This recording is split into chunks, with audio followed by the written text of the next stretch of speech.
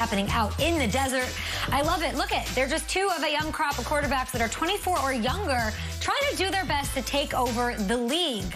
A couple older goats have something to say about that, but still, if you were a GM and you just start your team tomorrow, Shregs, which quarterback would you go with? I have a feeling I know the answer. This league is so awesome that is the page, and that I could pick an MVP, I could take a Rookie of the Year, and I'm taking neither of them. I'm going with Joe Burrow, and I know I feel like I'm so all in on Burrow the last few days. It's just every week I watch this guy and he gets better and better, and I'm wondering what is the limit? Because this was without a preseason, this is without a training camp. This is without any time to get a rhythm with his wide receivers, and he's doing all this basically with a team that went 2-14 last year.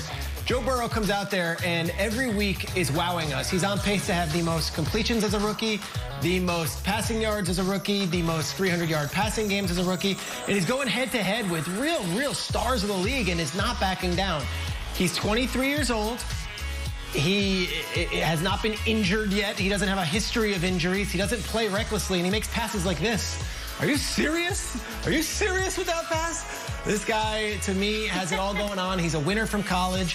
He's already leading everything in the Bengals. And yesterday we had this great discussion, and Kay said, yeah, but the receivers and running backs he's got are pretty good. Like and I would say all those guys are pretty good, yes, but Joe Burrow makes them great. The offensive line is getting better, so I think the Bengals are going to be a pretty tough out over the rest of the course of the season. And Joe Burrow's got blood in his veins. Look, I can do flips all day, and maybe there's a better segment if I'm debating against Joe Burrow versus one of these other guys, and I'll take a back seat and hear what Kyle, Nate, and Kay have to say. But for me right now, if I'm a general manager and I'm an owner and I'm watching the NFL 8 weeks through the season, I feel pretty good if Joe Burrow is my quarterback one for the next 10 years. Okay. I heard you say Joe Burrow got blood in his veins. I think all the quarterbacks. Yeah. I'd rather have a guy who has ice in his veins. Yeah. Ice. That's right. Ice in his veins. That's true. Lamar Jackson. Okay.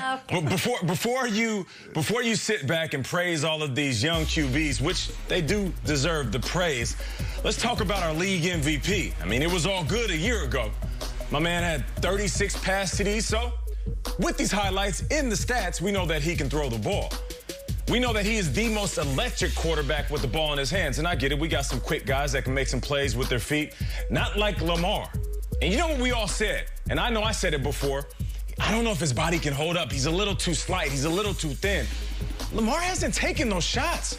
Just think about it. How many times have we watched Lamar play and then think to ourselves, he should have got hit right there, but he didn't. He knows how to take care of his body.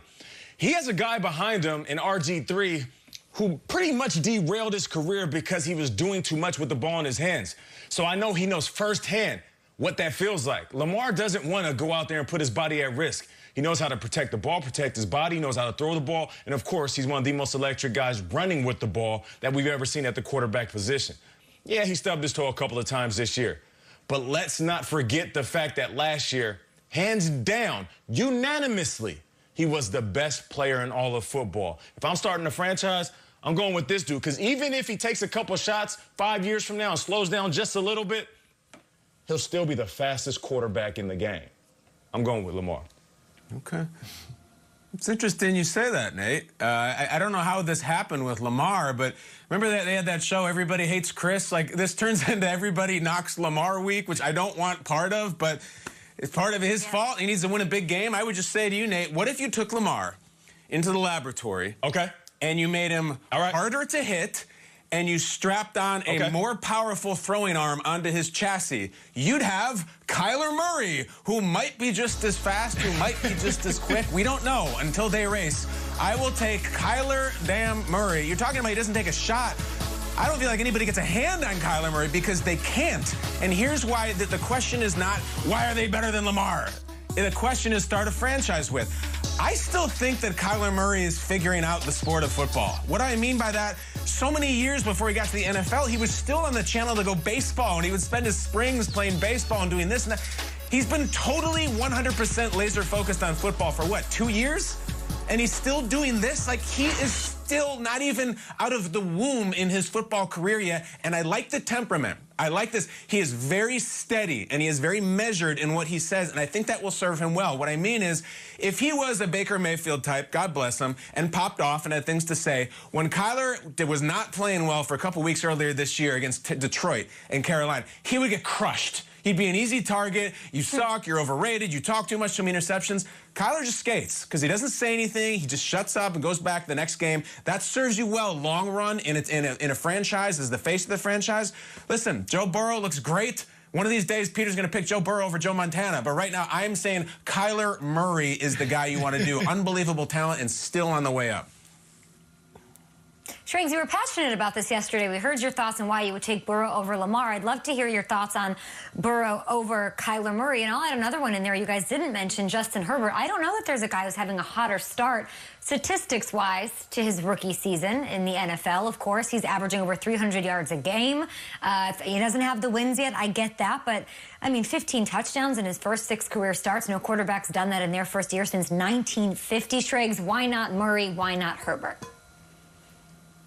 All right, let's go through the dissertation here. Let's start with Lamar. And Nate, I watched Inside the NFL last night. That was fantastic. And Phil Simms, your colleague, was talking with Ray Lewis. And their big takeaway was, it's okay to critique Lamar, but just realize he's still 23. He's going to get much better. So I'm with you. I think Lamar is fantastic, and the sky is the limit. Yet we are in year 3 of Lamar, and he hasn't evolved as the passer that we've already seen from some of the other young quarterbacks in the league. Kyler Murray, still unseen. I want to see how it goes in these big games. I haven't seen him have an experience in a cold weather game where he comes out and is the champion yet. I haven't seen him really throw the team on his back yet. And a lot of this has been the defense leading the way. And then Justin Herbert, it's been fantastic. Some of the intermediary routes that Burrow's hitting, I'm not sure Herbert's hitting right now either. So here's the truth. We didn't mention Josh Allen. We didn't mention Tua. And there's still guys that might have these second parts of their young careers, whether it be Sam Darnold or some of these other young players, that Daniel Jones, that have the opportunity to have all the talent around him. Drew Lock, we are blessed right now as an NFL to have the old guard, Drew Brees, Tom Brady, Aaron Rodgers, and of course the great Russell Wilson, and to have this debate where we're even talking about it. But right now, guys, I'm taking Joe Burrow. Triggs, did you catch any grief? I hope you don't mind me saying this. You have some personal connections to the city of Baltimore and that area. Did you get any texts? And you're wearing the T-shirt. I need that shirt, by the way. I came home to my house where my wife, whose family are all Baltimore people, was questioning whether or not I was being accurate in my assessment of Burrow over Lamar Jackson. Look, Ravens fans love Lamar. I think even Ravens fans can be saying critically, we've got to see it in a big game. And I think that's fair to ask. If Lamar wants to be the MVP and Lamar wants to be the superstar, it's okay to question Lamar Jackson and it not be such a charged question and such an offensive thing to say. Burleson, even you, who is the biggest Lamar supporter, you have to admit there is no doubt in your mind that there is still more to go for Lamar Jackson to really fulfill all those expectations that we've had this season. For sure. And just like I said at the beginning of the segment, I'll take both of the quarterbacks. You didn't see this jersey the whole time, Triggs? Yeah, I want both. Wow. Come on now. We're blessed. We got some good young quarterbacks, and the torch is going to be passed. Yeah, it was magic, man. I pulled it from down here. I love it. All right, let's leave this conversation here at GMFU with your tweets. We'd love to hear from you. Will Selva is here with the latest updates from around the league. No one slept. Well, what's going on? What's going on there, Kay? Guys, I feel like Wolf Blitzer. Right now, we don't know anything about Lamar Jackson and Joe Burrow. It's way too close to call at this point in time. It's to hear you guys is the best. I love it. Okay, well, speaking of Wolf and talking about yesterday, it was a historic day on Tuesday as the United States is on track for the highest electoral turnout since 1908. Think about that, 1908. Absolutely staggering as people's voices are being heard at this point in time. The NFL helping out as well as 15 NFL team facilities around the country getting involved, serving as voter registration sites, polling locations, or ballot drop-off spots. And one of the locations was the home of the Washington football team, FedEx Field. team president Jason Wright joining us on Good Morning Football Tuesday and talked about how important it was for the team to be involved. It's really, really satisfying. You know, this is part of our owners' values. Dan and Tanya believe in this. I personally believe in this. Our employees believe in this. And it's a way for us to express our values tangibly. You know, we as a club, we have unique assets. Our players, their reach, their voice. But we also have a stadium. And so it's incumbent upon us to use our assets to meet a community need at a critical time. I'm really proud. As he should be. Talk about a cool experience, be able to vote at the stadium of your hometown team. We saw it here at SoFi Stadium in Inglewood, where people were getting their first experience of the stadium. So pretty cool for them to be able to go there and also